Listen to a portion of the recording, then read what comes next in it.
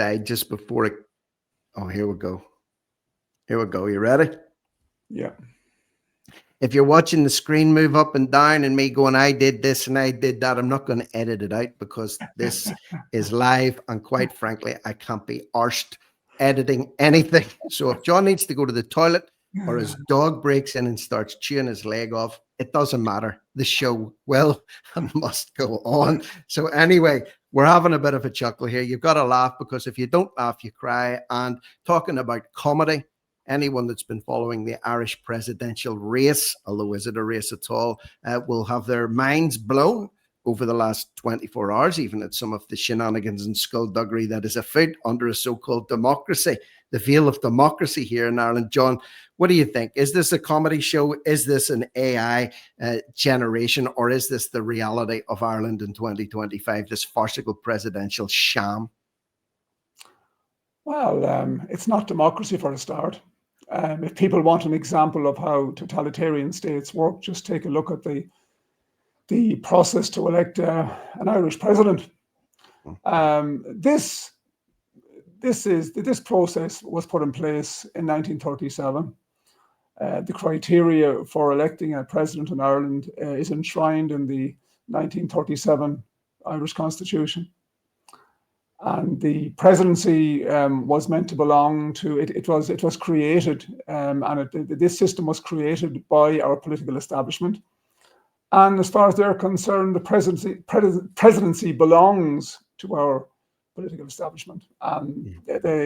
Nobody else is invited to the party. And since 1990 and 1997 onwards, we were given the illusion of a choice of candidates to contest presidential elections since 1990, but that's no longer the case. The real reason that they have reverted back to the way they always operated up to that time is the fear of a large protest vote at the upcoming presidential election. That's the big fear of the government. And we had this conversation before this issue, before the campaign really started.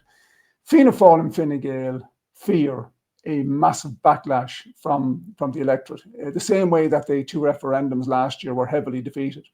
There are two referendums where our traitorous government attempted to erase mother and woman from the Irish Constitution, and their plans were soundly dispatched to the dustbin of history. And their big fear is that if somebody like Maria Steen is allowed through the process and is allowed to contest the presidential election, she will win. That's their big fear. And they are determined to keep Maria Steen out of the electoral process. They are determined that she is not going to get a nomination. Yeah. Both Fianna Fáil and Fine Gael have instructed our county councillors not to let any other candidates through the system. Now, Fianna Fáil have denied that. Fine Gael have said, yes, there was a directive given. Fianna Fáil said, no, there was no directive given. There was a directive given. All Fianna Fáil councillors have been told not to nominate any other candidate. Does that not show again? We talked so many times about fear, the fear of the truth getting out. The truth has no fear. If you're strong enough in yourself, or if your party believes enough in you, and you have enough backing, you shouldn't have to worry about giving directives and issuing orders. Don't under any circumstances back an independent. Don't under any circumstances do this. But yet these directives have went out either spoken or unspoken. But we are seeing the field, and I'll get to Maria Steen in just a minute, but we are seeing the field being whittled down. Now, I have a quick clip to play here, and I can only describe it as pure glee, smugness from Simon Harris after the announcing yesterday of Conor McGregor's decision to quit the presidential race after what he calls a moment of reflection and clarity, whatever that means. He was certainly full on for it up until yesterday. But Harris, of course, took great delight in coming out and announcing that McGregor never had a chance in the first place. Let's hear what he has to say, and then we can pull apart his words here. So this is the rat, the vermin himself, Simon Harris. withdrawn from the race, but of course he was never in the race because our written constitution is very clear in terms of how you receive a nomination, and he hadn't a hope in hell of getting one democratically in Ireland because the people of Ireland don't want him to be president, because he represents the very worst of us. This is a man who was found civilly liable by a court in relation to rape of Nikita Hand. He represents the worst, not the best, and in our president we expect the President of Ireland to represent. So there you go. He says McGregor represents the very worst Ireland has to offer. This is coming from the lips. Look at that face. I don't know if you can see that face, that still that I have there. Look at those dead, wicked, evil, hollow eyes, and that little top lip pushed against those gnashers of his, and his little bottom lip quivering almost with excitement at the prospect of McGregor pulling out. After he was humiliated by him in March, he was made to walk the streets of New York with the mayor of New York, while McGregor was invited personally to the White House on St. Patrick's Day. I don't think he will ever forget that uber snub from the Donald. What do you think? First of all, thank you, Rick. I had a late breakfast, and it's I tell you, I feel it's going to come back up now soon after watching that individual. But you see, Simon talked about democracy there. He talked about the Constitution. The Eighth Amendment was also part of the Irish Constitution. And unborn babies were protected from being destroyed and being put into incinerators, as is the case today, unfortunately. You see, Harris, I don't know, I was feeling good now as you produced that idiot's from likeness on the screen. Conor McGregor, whether one likes Conor McGregor or loathes Conor McGregor, or thinks that he's the greatest thing since sliced bread, if Conor McGregor wanted to run to be president of Ireland, it should be up to the people of Ireland to decide if they want Conor McGregor, or if they don't want Conor McGregor to be the next Irish president. If Richard Munn or John Wilson or Mickey Joe or Maureen decide, you know what, I think I want to run to be the next president of Ireland, it should be up to the people of Ireland to decide if they want X, Y, or Z to be the president of Ireland. It should not be up to a small clique of political elites to decide. We like him, we like her, we don't like him, we don't like her. Mm-hmm. This is what he rightfully said. It's in the Constitution, but the Constitution, the 1937 Constitution. Well, I mean, it's very telling. Our Constitution dates back. Our present Constitution. It was an area Constitution, but the 1937 Constitution needs to be amended. This section, this article in the 1937 needs to be urgently amended. The government need to hold a referendum to change the criteria for contesting a presidential election in Ireland, to make it, sorry, Simon, more democratic. I know you hate that word democracy unless it suits you, unless the democracy is your kind of democracy. Maria Steen has the wrong opinions. She's socially conservative. So as a result, she must be excluded. She cannot be afforded an opportunity to contest the upcoming presidential election because our political establishment fear that she would win. They fear that she would win and become our next president. So they're doing everything in their power to stop that. This is not democracy. This is more akin to what happens in a third world dictatorship, a totalitarian state. Tin pot dictatorship. The 1937 Constitution, right, it serves us very well to date. But as we saw with the introduction of abortion, it can be amended, and the Irish people should be afforded an opportunity to reform that particular section of the Irish, that particular article in the Irish Constitution. But there's no mention, I've heard not one politician has highlighted the fact that this process is totally democratic. It is totally democratic. Only pre-approved candidates can contest a presidential election in Ireland. I got legal advice last year on this issue. And a learned senior counsel informed me, yes, she agreed with me that it is discriminatory. It is totally unacceptable. It is totally discriminatory, but it will necessitate a referendum to change it.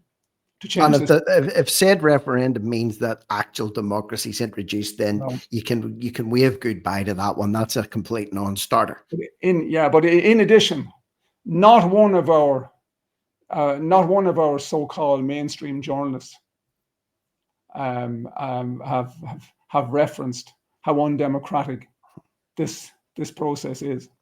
Not one of them. They're all just going along with the flow. They're not real journalists. Most of them are just activists, and they do whatever. I mean, they run with whatever the government narrative of the day is. They dance to whatever tune the government are piping, and they are belittling. They are belittling, and I respect everybody. I went for election back in 2016, and I respect everybody that puts his or her name forward. Mm-hmm. To contest an election in Ireland. What did you run for? I went for the Dáil. I mean, I must be the worst candidate that ever ran for election. But anyhow, that's a different story. But in relation, I would have voted for you if I could, But well, I'm a bit biased. I'm a bit biased. Thanks very much for that. I really appreciate that. But I'm very grateful to the people that did vote for me. But I learned a lesson. I learned very, very quickly into that campaign. Any illusions I had about democracy in Ireland were totally shattered because I spoke to. I mean, I couldn't just say hello and run off. I spent hours talking to the one to people. And I have no regrets about that. But anyhow, I learned after 3 days I hadn't got a chance. I got the, you're a nice guy, yes, but I'm voting for such and such because he got a grant from your mother. Yeah. And I said he didn't get a grant from your mother. Your mother was entitled to it. Oh, well, no, he got a grant from your mother. And he filled out the forms for the mother, and that was the end of that. So anyhow, whatever. But no, I don't regret running. It was a very good experience. But it was an eye opener. It was an eye opener. I ended up with a couple of thousand votes whatever. But at the end of the day, when all the transfer between first preference votes and transfers, but we don't. And the really sick thing about this, and the really sad thing is that about this process is the fact that most Irish people don't care. It's not a big issue. It's not a big issue for the majority of Irish people, as we sit here talking today. It's not a big issue that only people that have been pre-approved by our political establishment can contest the presidential election. And that in itself is very, very telling. And we're now left at the moment. The plan is that only Heather Humphreys, Jim Gavin and Catherine Connolly will be allowed to contest the upcoming presidential election. 3 candidates, 3 variations of the one theme. And in relation to Heather Humphreys, Heather, I don't know whether you saw the coverage a couple of days ago. I think did you highlight the fact that she was the kind of if I had a sample of the sash that I could play here right now over your to be honest with you, I really don't care if he was a member of the Orange Order, but in relation to Heather, but she lied. It wasn't even that. It was the fact that when she was pressed on it, right, she was, but I'll tell you what, we'll get to that. I have a little clip of her, little PR clip of her, just 60 seconds long, where she's telling you, she's appealing to you and me or anybody else that might be eligible to vote for her in the upcoming presidential race, why we should put our trust, or you or someone else should put your trust in her. So let's hear what she has to say, and then set that in light of what she was questioned about the other day. And she was being, let's just say, a little bit evasive and, dare I say, a barefaced liar when it came to her knowledge of certain events. But anyway, let's hear what our Heather has to say. I know you're a big fan of her, so I know you're going to relish every second of this one. John, just strap yourself in here. President who will reflect the values of the Irish people and who will help shape the conversation of what those next 100 years will look like. If you place your trust in me, I will work to the best of my ability to make you proud and be Uachtarán dá gach duine, our president for all, gur míle maithfidh. Well, there you go. There are a lot of people very impressed by what you had to say there, and she's got a Cheshire grin type look on her face there. But what do you think? 100 shaping the future of the next 100 years of Ireland, John? What do you reckon? On a personal basis, she's a very pleasant lady to talk to. Okay, my comments are purely directed at her as a politician and a perspective and as a candidate for the highest office in this country. Now, first of all, I doubt very much if she wrote that. Okay, that's number one. Number two, ChatGPT. she can't do an interview off the cuff. She fears television cameras in the same way that a vampire fears garlic. You know, that's a fact. All right. Now, Michelle O'Neill's like that too, by the way, in Stormont. She is, I believe, is kept from the media. I believe she's kept back. There are other spokespeople in Sinn Féin that come forward, and she, when she does get the chance to speak, you can see her fumbling left, right, and centre. She's completely out of her depth. So is Heather a little bit of cut from the same? I don't know how to control myself or speak in public cloth. Well, listen, if Heather Humphreys is capable of becoming Outdrawn the Heron, I am capable of taking over the NASA space program. Mm-hmm. My problem is if she ran and everybody else was entitled to run as well, and then she was democratically elected, then fine, she will be the bona fide and genuine, real president of Ireland, really Outdrawn the Heron. But the reality is, for the first, I'm voting for over 40 years, and I've always voted. I mean, I take it very seriously. I always get out there and vote. Mm-hmm. And for the first time in over 40 years since I first became eligible to vote, if we're just left with three candidates, Heather Humphreys, Jim Gavin, and Catherine Connolly, I will not vote. I will not turn out to vote. This process, it's totally undemocratic. And when you have the other, please, my breakfast is coming up. The other individual talks about democracy. Really, you know, it beggars belief that in a population of, well, I suppose they say there's 5.5 million in this country, but if they just 4.5 million Irish people that are in this country, that individual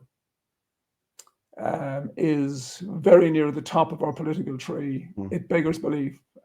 Really, if that's all we're capable of producing to lead our country, God Almighty help us. I mean, well, you know, she's reference that no, but this is about her glorious leader.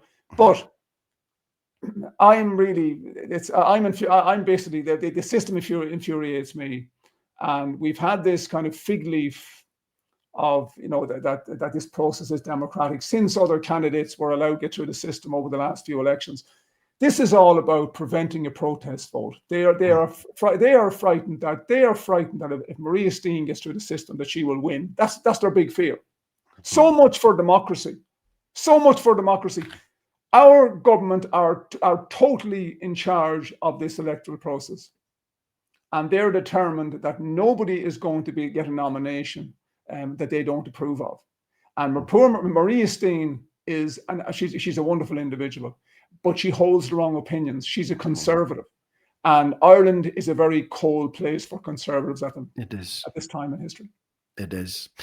With Humphreys, for example, and we'll get back to this, you know, that's her standing and, you know, with her faithful around her, obviously giving her some canned applause there. But she was pictured out and about today. She was out about on the campaign trail, and she would have us believe that her favorite thing to do of a day is to stand in a field with her Wellington boots on and watch ploughing competitions. So you can hear just another quick clip here, just to give people a flavor. As John said, listen, this is what is being presented literally as the cream of the crop to represent Ireland as a president between this lady, Connolly, and also Jim Gavin. So this is her little speech today from the field somewhere, where she's gushing about how enamored she is with ploughing. Yeah, if you believe that, I have a bridge to sell you, but here she is.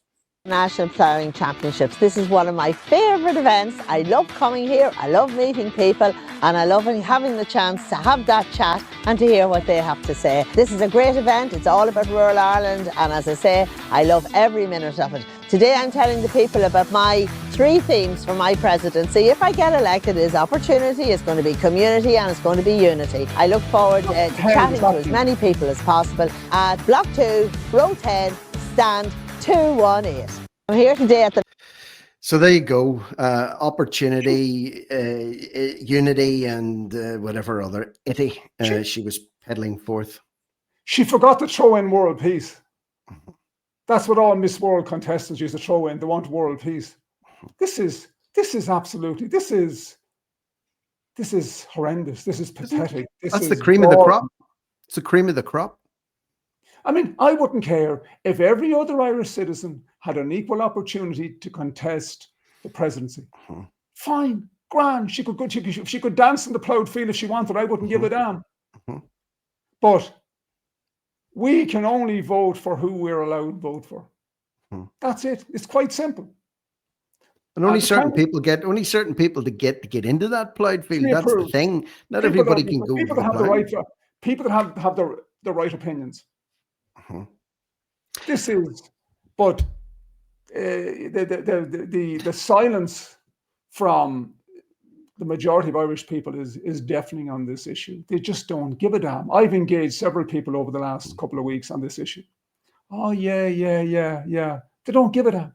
They don't care. Because people are looking at this, correct me if I'm wrong, and this is for the benefit of anyone listening in from outside of Ireland. This is just to give you a sample of literally, this is what's being put forth to be effectively Ireland's figurehead, on the world stage for at least 7 years, if not 14 years, or in Connolly's or Humphrey's case, she's talking about a vision for 100 years, God forbid. But the rule in and of itself, it's not one with any great political clout. However, the job of the president, unless I'm mistaken, you can happily correct me if I'm wrong here, is really to uphold the Constitution that you've been referring to on Bunrucknaher in 1937. So they have a responsibility. They do have a weight on their shoulders that they are duty bound, at least they should be, to uphold the Constitution. But that same Constitution that you're talking about is effectively allowing undemocratic processes now with regards to calling for a referendum on every Irish person, if they want to, should be in with a chance from this. There should be no gerrymandering. There should be no electoral interference. There should be no whittling down the field until literally you're a man like you, who's been, in your own words, voting for 40 years, might for the first time say to hell with it, because there's literally no one on there worth voting for, and they've all been engineered into position.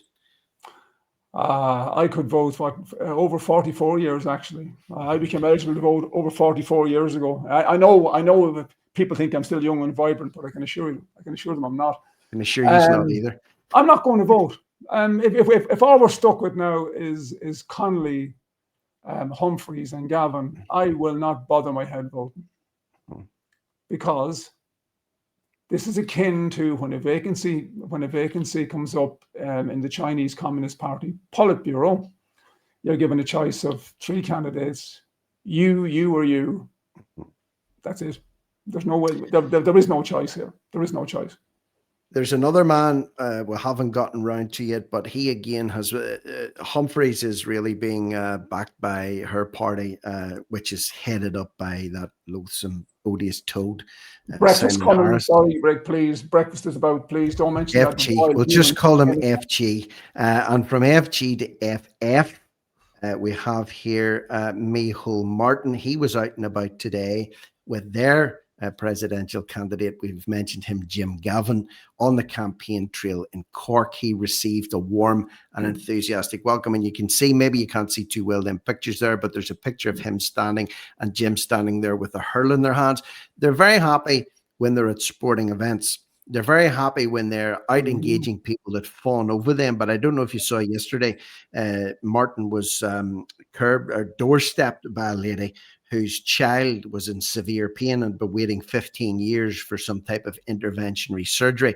And Martin just stood there the whole time, hardly made eye contact with this woman as she was crying her heart out and weeping and pleading for mercy for her sick daughter. And all he could do was, but the doctors must have came, and he was sitting thumbing through, I believe, maybe medical records, as if he knew what he was doing, simply so he didn't have to look that woman in the eye. And that's who's endorsing this candidate, Jim Gavin, who also incidentally was pictured, I believe, and has been lampooned for on a farm this week. There all seem to be comparing to rural Ireland on a farm, but he was pictured with a pair of white trousers on, traipsing through the farm, and he didn't even know to close the farm gate behind him. So, what a mockery and a sham. It's like a Monty Python sketch.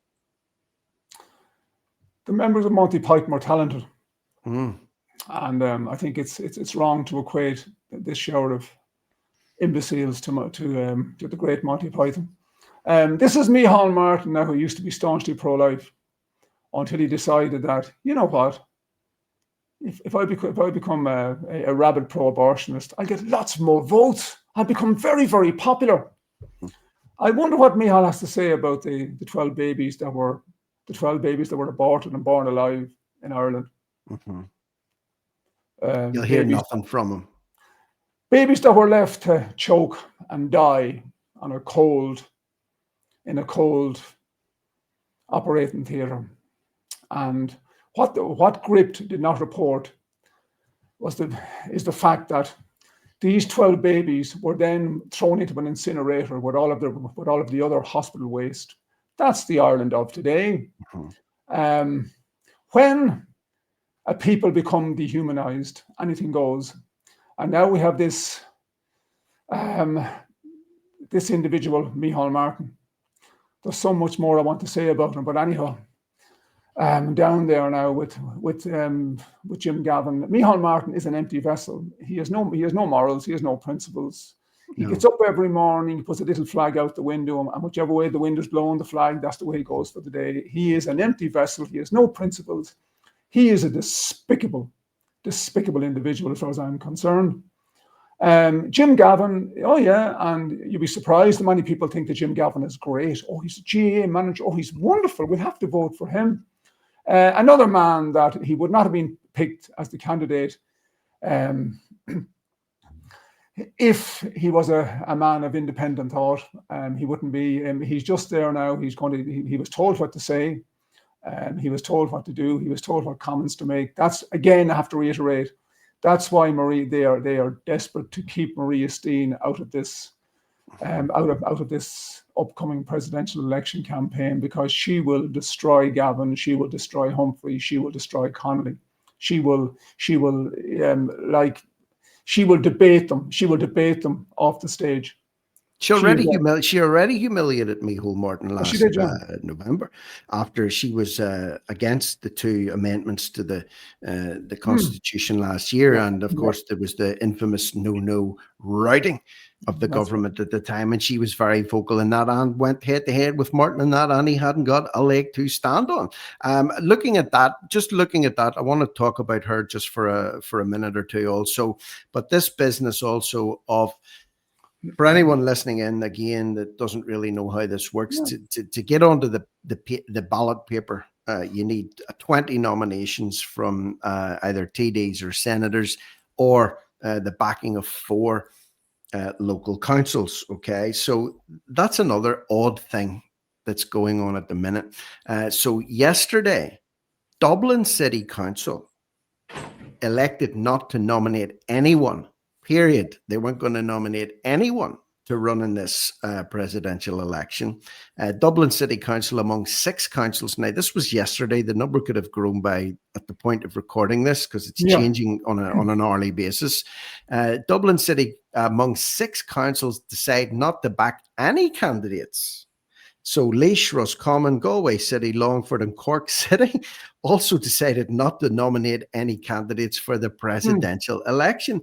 So, and I believe, I might be, again, I'm just taking this from the top of my head, but the current Ceann Comhairle, Verona Murphy, also has the option to register a nomination, which she has decided she's not going to do either. That's the Speaker in the Dáil, which is very odd, don't you think, that nobody from Cork, Galway and Dublin City Council or the Speaker of the Dáil have opted to back anyone? And in addition, our mainstream media are treating this process as entertainment. They're treating the prospective presidential candidates as performers. They're treating them like performers, like participants in the X Factor. our mainstream media have made and are making a complete joke of this process. And these county councils are controlled by Fianna Fáil and Fine Gael mostly, and they have decided that they're going to let nobody through that's going to be an electoral risk to their candidate, to their chosen candidates. And that's democracy in Ireland today, folks. We can only vote for candidates that have been pre-approved by our political establishment. The electorate doesn't matter. Doesn't matter. And it's very, very frustrating. It's very, very annoying. This process should be confined to the dustbin of history. We should introduce a proper democratic system for electing presidents of Ireland. And if the Irish people want to elect Conor McGregor, so be it. If they want to elect Conor McGregor or anybody else or somebody else that our political establishment despised, and so be it. The people are sovereign. But when it comes to the presidential election in Ireland, our political class, they own that process. They own that process. And I mean, I said that since for the last 35 years or so, there's been a kind of this illusion that the process is democratic. Every candidate that was allowed through the system to contest the presidential election, our political class knew that those people hadn't got a chance. They were shocked by Peter Casey the last time, 7 years ago. Peter Casey got over 500,000 or 600,000 votes. And I think at that stage they decided, this is too close, right? This is too close. He forced an election with Michael E. Higgins. Our political establishment wanted to just ordain Michael E. Higgins for a second term. They didn't want him to have to undergo an election campaign and to be subject to an election. No. It very nearly backfired the last time. On this occasion, as I told you several months ago in another podcast, the government fear that if somebody gets through that's unapproved, gets through, that person will become the focus of a massive protest vote. And that's what they are determined to avoid at all costs. I knew several months ago, I talked to a political activist some time ago, and actually he's a Fine Gael activist, and he told me, and he spoke for both parties coincidentally, but they're all the one now. He spoke for Fianna Fáil as well. He said that there's a great reluctance within Fianna Fáil and within Fine Gael to allow Peter Casey to garner a nomination to contest the upcoming presidential election, because they feared that he would become the focus of a massive protest vote. And here we are now in the middle of September nearly, and Maria Steen, she poses a big threat to them. They allowed that other young fella get through below. I think the Kerry County Council nominated him. Gavin Sheridan is his name. Gavin Sheridan, yeah. I've known nothing about him. I don't know what he believes in. I don't know if he's a conservative liberal. Well, I suspect if he's getting nominated, he must be on. I would presume that he's not on the conservative side of politics. Maybe I'm wrong. I know absolutely nothing about him. But he managed to get himself a nomination. And let's finish off with Maria Steen. I spoke maybe 2-3 weeks ago with the wonderful Mark Anthony about this, the Cookstown Sizzler. He's a big fan of Maria Steen. Of course, when names get put forward, people are going to have good things to say. People are going to have bad things to say. One of the criticisms that I've seen leveled against her as well, she's very quiet on other issues that really affected a lot of people, the stuff that has went on over the last 5 years, which is fair enough. But everybody's not going to tick every box in every way. And if it comes down to push coming to shove, that she could be put into the mix as a candidate, hell's bells. It's so bad that even in your own words, it's so bad. The current crop of choices is so bad that you wouldn't even wipe your ass with the ballot paper as per right now. But at least with somebody like her on it, there's a glimmer of hope. She's a conservative. She is gathering nominations. Okay, I believe she was up to 10 or so at the last count. She's I believe today, John, she's garnered another one from Matty McGrath. He's decided to back her as well, which is 11. And there's been pressure put at the moment on a group of independents, a group of 4 independents in the Dáil called Independent Ireland. They will support her if she gets 16. Well, Not necessarily, my friend, and let me tell you why. They have issued a statement on this one today. I wasn't actually going to bring this one up, but now that you mentioned that, that's not a given. That's not a given, and let me show you why. Where's their little? Yes, here we go. Right, so let's have a look at what they've said. Now, they put this statement out over the last 24 hours. Clarification on our position, okay? Due to a number of queries from Into reps on social media, we would like to clarify our position. We've made it clear. Look at paragraph 4. If a candidate has 16 signatures, okay, whether on their own merit or through a so-called caucus, we will sit down with them if compatible with our principles, and if we can get them over the line, we will. Now, I've seen it position the way you're thinking, where they said, look, if you're on 16, we'll get behind you, we'll get you over the line. But look at that paragraph 4. There's 3 F's. And if I'm sitting down to get reassurance from John Wilson about something, and in the space of one short paragraph you mentioned the word if 3 times, well, then that means there's 3 sets of conditions there. So it could well be them that get her over the line. If it comes down to the last 16, they need 4 more votes. But they've made it clear, if we will sit down with them. So it's not a given. The first thing that happens is they have to have a sit down. Number 2, if they're compatible with our principles, and if we can get them over the line, we will. So they're going to still have to, it's not a penalty kick. Do you get what I'm saying?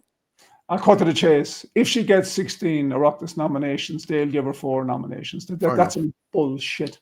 That's only rubbish. They will. Well, she will get the 4 votes from the Independent Ireland TDs if she gets the 16. Now, I don't see why. So are you calling bullshit on that official statement? No, I am. It's complete and utter bullshit and horseshit and any other variation. Just put it out, but that substance that you want to throw in. If she gets the, now I don't see I can't understand why she hasn't got their votes already. But if she gets 16 Oireachtas the votes of 16 Oireachtas members, they will give her their 4 votes. That's, I mean, as far as I'm concerned, that's a given, right? The question should be also, I get that, right? I get that. I get their position. They're free to take whatever position they want. Yeah.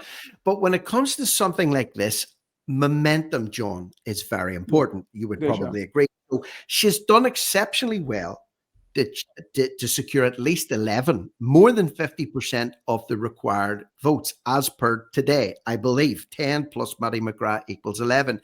If they came on board today, let's just say in advance, and put their 4 votes behind her, that would bring her up to 15 out of 20. She would then be on 75%. Now, if you were humming and hawing about whether or not to back her or not, you would be more likely, I would think, to swing towards her if she had 75% of the needed votes rather than 52% or whatever it happens to be. So that's why I'm saying, you know, to me, they're being cagey. They're being cagey about this one. I wouldn't bet the house on that one. She's going to struggle to get the other 5 Oireachtas signatures that she requires. And I think it's important to remember that Charlie Kirk was murdered last Wednesday because of his political opinions. Maria Steen holds, unfortunately, in the Ireland of 2025, she holds the wrong opinions. The wrong opinions. She holds conservative opinions. And unfortunately, whether I like to admit it or not, and I don't, I absolutely, I mean, it galls me, but the reality is that the majority of the people living on the island of Ireland today do not hold those conservative opinions. Unfortunately, we have gone from being the most conservative country in Europe, one of the most conservative countries in the world, to being one of the most extreme liberal countries in the world. That's a sad reality. Our children are being indoctrinated and destroyed in our colleges and universities. No effort is being made to halt that indoctrination. The role of an educator is to educate, not to indoctrinate. But they're plowing ahead they're going plowing ahead. They're going full steam ahead in indoctrinating our children in our colleges and in our universities. That suits the government narrative. You've heard Micheál Martin talking about old-fashioned sovereignty several times recently. He hates the Ireland of old. He hates. He wants Ireland to be this ultra woke globalist utopia on the edge of Europe. He said he wants nothing. He wants nothing to do with the backward-looking notion of Irish sovereignty. He's a despicable, vile human being, as far as I'm concerned. Ireland belongs to the Irish, and unfortunately, too many of our people are still asleep. They're just going along the flow. They have been cowed down into accepting this government narrative, and they're afraid to speak out for fear of being called xenophobes and racists and assorted other words ending in ist and ob.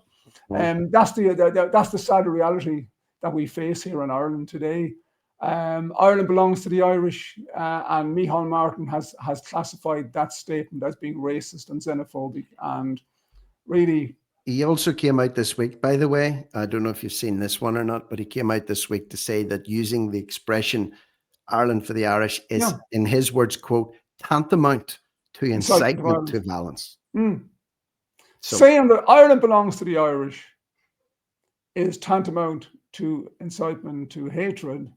I think it sums up all we need to know about the caliber of Micheál Martin. And I would never use that other term. People, you call him Micheál Martin. I would never ever use that term, because that sounds humorous, and there is nothing humorous about that traitor.